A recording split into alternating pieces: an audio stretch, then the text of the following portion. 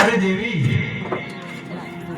આવ્યો પહોંચ્યો જાણવા ગયો, હજી કેમ નથી આવ્યો? ખબર નહીં પ્રભુ, આ સાંજ પડવા આવી, આટલું મોડું થઈ ગયું છે તોય હજુ આવ્યો નથી. મને તો ભારે ચિંતા થાય છે.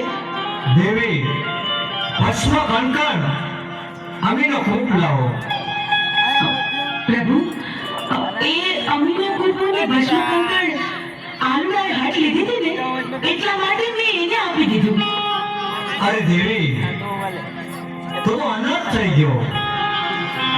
એ આલુડો એક માયાવી રાક્ષસ હતો.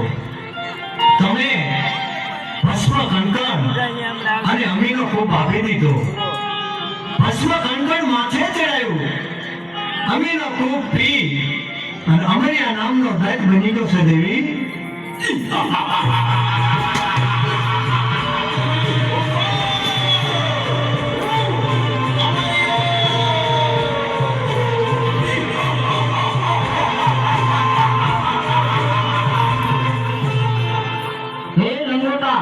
તારી પાર્વતી મને સોંપી દે.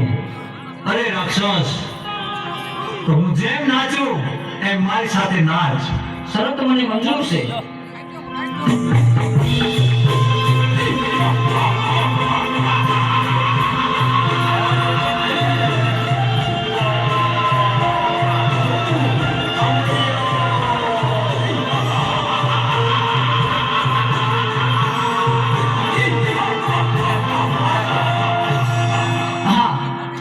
મને નચવી અને મારું ભસ્મ કંકણ ઉડી ગયું તો મારું મોત નિશ્ચિત છે. તો ચાલ અત્યારે અહીંથી હું ભાગી જાઉં.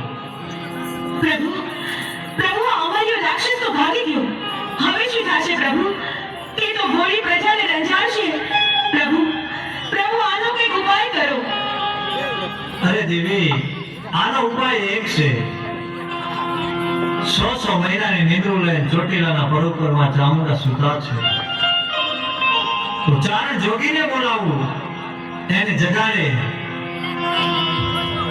તો જ એનું મૃત્યુ થાય. અરે પ્રભુ, મારું શું કામ છે આજ? આજ મને આમ કાં બોલાયો? અરે, બોલાવાનું કારણ એટલું છે ચારણ જોગી, અમરિયા નામના દત્તે 33 કરોડ દેવાળોને મુશના મોહરે બંધેવાન કર્યા છે. પ્રભુ, પૃથ્વી ઉપર હાહાકાર મચી ગયો છે. તો આલે મારું ડમરું અને માં ચામુંડાને જગાડવા જા. પણ એક વાત યાદ રાખવાની કે જ્યારે માં ચામુંડા જાગે, હા પ્રભુ, ત્યારે અવળું ફરી જજો. અરે ભોળાનાથ, આવડું ફરવાનું કારણ શું? કારણ એટલું છે ચારણ જોગી કે જ્વાળામુખી જોગણી છે. એ જાગશે અને મોઢામાંથી જ્વાળા નીકળશે તો તને બાળીને ભસ્મ કરી નાખશે. બહુ સારું પ્રભુ, હાલ ને હાલ હું જાઉં તમારું ડમરું લઈ અને ચોટીલાના ડુંગર ઉપર માં ચામુંડા 6 મહિનાની નિદ્રા લઈને સુતા છે, એને જરૂર હું જગાડીશ.